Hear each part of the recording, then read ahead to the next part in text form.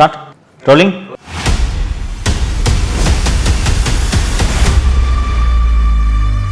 இரண்டாயிரத்தி 26 படுதோல்வியை திமுகவுக்கு வழங்குவதற்கு நீங்கள் அத்தனை பேரும் முடிவெடுக்க வேண்டும். சென்னையில் விமான சாகச நிகழ்ச்சி ஒன்று நடந்துச்சு. மக்கள் சாரியாக குவிந்து சென்னை கடற்கரையை நோக்கி செல்லக்கூடிய அத்தனை சாலைகள் முழுக்க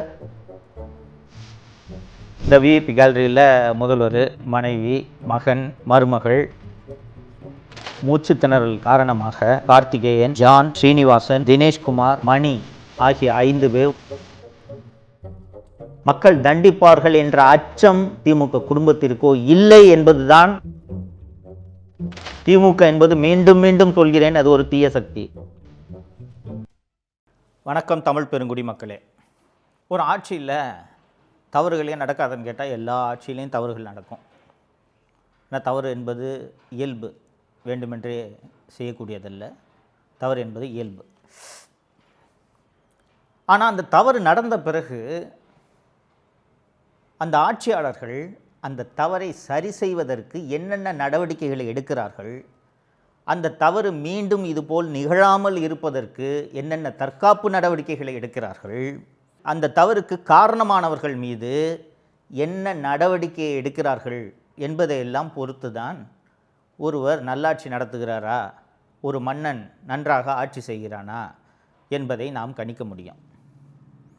ஒரு மன்னன் எப்படி ஆட்சி செய்ய வேண்டும், ஒரு மன்னனுக்கான இலக்கணம் என்ன, அவன் எப்படிப்பட்ட ஆட்சியை கொடுப்பவனாக இருந்தால் அவன் நல்ல மன்னன் என்று அறியப்படுவான் என்று சிலப்பதிகாரம் முதல் கிரேக்க இலக்கியம் வரை, மாக்கியவெல்லி முதல் பல்வேறு நூல்கள் அறிவுரைகளை சொல்லியிருக்கின்றன. நம்ம தமிழக முதல்வர் திரு மு.க. ஸ்டாலின் அவர்களை பொம்மை முதல்வர் என்று தொடர்ந்து எல்லோரும் விமர்சனம் செய்து கொண்டிருக்கிறார்கள். ஏன் பொம்மை முதல்வர் என்று விமர்சனம் செய்கிறார்கள் என்பதற்கு பல்வேறு உதாரணங்களை சொல்ல முடியும். ஆனால் இன்றைக்கி ஒரே ஒரு உதாரணத்தை எடுத்துக்கிறது சரியாக இருக்கும்ன்ட்டு நான் நினைக்கிறேன். தோழர்களே, 7 அக்டோபர் 2024 அன்று சென்னையில் விமான சாகச நிகழ்ச்சி ஒன்று நடந்துச்சு. இந்த விமான சாகச நிகழ்ச்சி என்பது இந்திய விமானப்படை கடற்கரையில் பல்வேறு விமானங்களை வானில் பறக்க விட்டு பொதுமக்கள் அந்த விமானங்களை பார்த்து மகிழக்கூடிய வகையில் அவ்வப்போது இந்தியாவின் முக்கிய நகரங்களில் இது போன்ற நிகழ்ச்சிகளை நடத்துவது வழக்கம். இது போன்ற ஒரு நிகழ்ச்சி தான் 7 அக்டோபர் 2024 அன்று நடைபெற்றது. அது ஒரு விடுமுறை நாள்.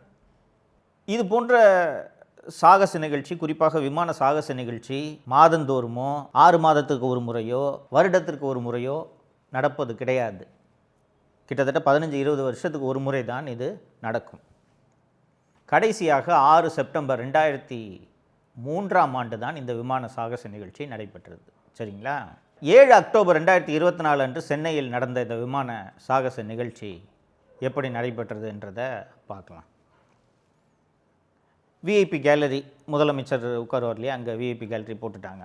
இந்த விஐபி கேலரியில் முதல்வர், மனைவி, மகன், மருமகள், இந்த பக்கம் ஐஜி செந்தில்வேலன், பின்னாடி கமிஷனர் அருண், டிஜிபி அத்தனை பேரும் உட்கார்ந்துருக்காங்க. இப்போ இவர் முக்கியமாக விட்டேனே, தீப்பொறி தினேஷ், முதல்வரோட பிஏ, நிழல் முதல்வர், அவர் எல்லாம் உட்காந்துக்கிட்டு, விமானப்படை அதிகாரிகள், காவல்துறை மூத்த அதிகாரிகள் இவங்கெல்லாம் உட்காந்துக்கிட்டு பைனாக்குலரை வச்சு எல்லாம் பார்த்து ரசிச்சுட்டு இருக்காங்க. கடற்கரையில் இது நடக்கிறது. தோழர்களே, இது போன்ற நிகழ்ச்சி நடக்கும்போது அரசு இயந்திரம் எப்படி செயல்படுகிறதுன்றதை நீங்கள் புரிஞ்சுக்கணும். First air force and Tamil Nadu government கூட ஒரு லைசன் மீட்டிங் நடக்கும். இந்த லைசன் மீட்டிங்கில் தீயணைப்புத்துறை, காவல்துறை, சுகாதாரத்துறை, இது போன்ற முக்கியமான துறைகளை சேர்ந்த அதிகாரிகள் கலந்து ஆலோசிப்பார்கள். எவ்வளவு க்ரௌடு வரும், எவ்வளவு கூட்டத்தை நம்ம எதிர்பார்க்கலாம், அண்டு போலீஸ் டிபார்ட்மெண்ட், டிராஃபிக்கை மேனேஜ் பண்ணக்கூடிய போலீஸ் டிபார்ட்மெண்ட் எந்தெந்த ரூட்டில் இருந்து க்ரௌடு வரும், அண்டு மெட்ராஸில் எவ்வளவு 2 வீலர்ஸ் இருக்குது, எவ்வளவு 4 வீலர்ஸ் இருக்குது, கார்ஸ் இருக்குது அப்படின்றதெல்லாம் ஓரளவுக்கு எண்ணிக்கை புள்ளி விவரங்கள் போக்குவரத்து துறையிடமும் காவல்துறையிடமும் இருக்கிறது.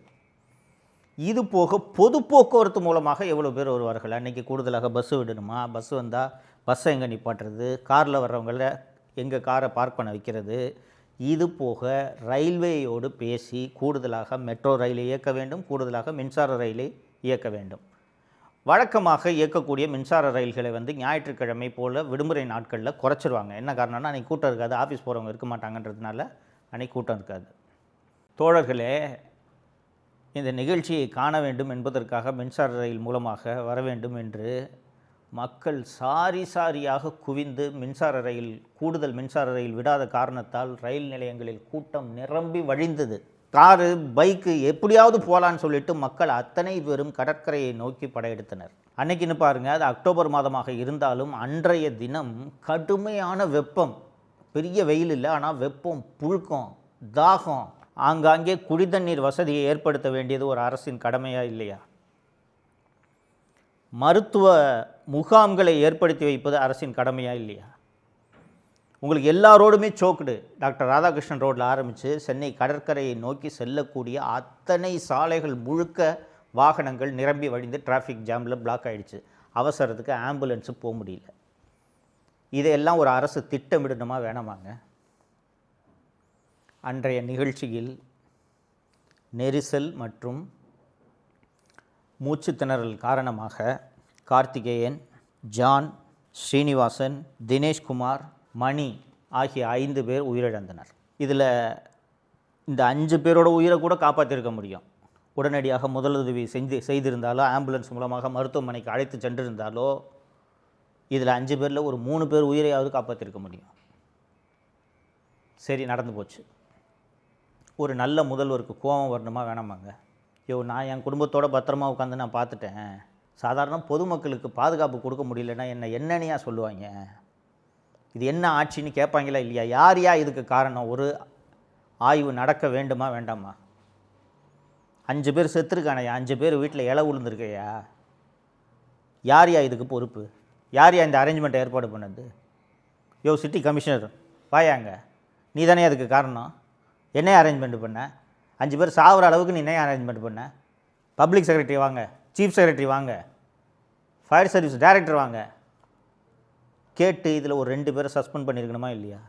ஒரு 2 அதிகாரிகளை, இதற்கு காரணமாக இருந்த 2 அதிகாரிகளை பணி இடைநீக்கம் செய்திருந்தால் அந்த அதிகாரிகளுக்கு தானாக அச்சம் வந்திருக்குமா வந்திருக்காதா? இதுபோல் இந்த நெரிசல், கள்ளச்சாராய சாவு, இது போன்ற மோசமான சட்டம் ஒழுங்கு சம்பவங்கள், இது போன்ற சம்பவங்களுக்கு காரணமான அதிகாரிகள் மீது கடுமையான நடவடிக்கையை எடுத்திருந்தால் கரூரில் விஜய் அவர்களோட கூட்டம் நடந்தப்போ 41 பேரை சாக விட்டுருக்க மாட்டாங்க. ஏன்னா 5 பேர் செத்ததுக்கே 5 அதிகாரியை சிஎம் சஸ்பெண்ட் பண்ணிட்டாரு.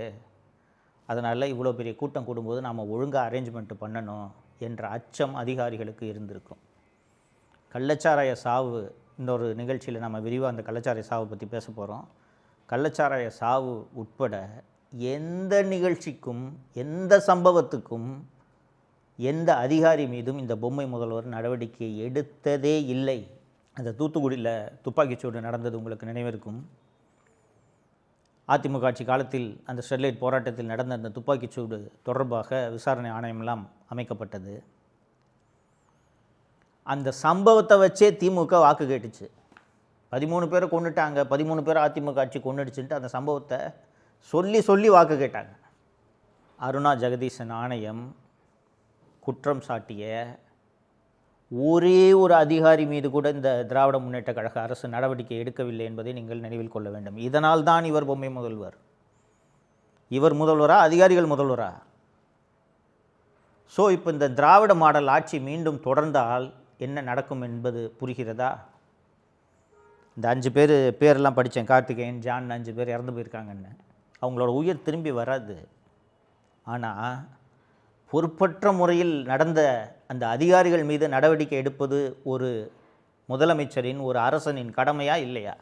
தன்னோட கடமை என்ன, அந்த கடமையை செய்கிறது நமக்கு அவசியம். அப்படி கடமையை செய்ய தவறின அரசனையோ முதலமைச்சரையோ மக்கள் தண்டிப்பார்கள் என்ற அச்சம் இந்த திராவிட முன்னேற்ற கழக ஆட்சிக்கோ திமுக குடும்பத்திற்கோ இல்லை என்பதுதான் உண்மை. உண்மையிலே இப்படி தப்பு பண்ணுறோமே, தொடர்ந்து தப்பு நடக்குதே, இவ்வளவு சாவு நடக்குதே, சட்டம் ஒழுங்கு மோசமாக இருக்குதே, நம்ம கடுமையான நடவடிக்கை எடுக்கலைன்னா மக்கள் நம்மளை தேர்தலில் தண்டிப்பாங்களேன்ற அச்சம் இவர்களுக்கு இல்லை. ஆனால் மக்கள் தண்டிப்பார்கள், தண்டித்திருக்கிறார்கள். இதனால்தான் 2011 திமுக படுதோல்வி அடைந்தது, 2016 படுதோல்வி அடைந்தது, 2026 படுதோல்வியை திமுகவுக்கு வழங்குவதற்கு நீங்கள் அத்தனை பேரும் முடிவெடுக்க வேண்டும். திமுக என்பது மீண்டும் மீண்டும் சொல்கிறேன், அது ஒரு தீய சக்தி. அந்த தீய சக்தி தப்பி தவறி கூட ஆட்சிக்கு வந்துவிடக்கூடாது என்பது உங்கள் கையில் இருக்கிறது. நீங்கள் அதை செய்வீர்கள் என்று நம்புகிறேன். மீண்டும் ஒரு நிகழ்ச்சியில் சந்திப்போம். நன்றி. தமிழகத்தை காப்போம்.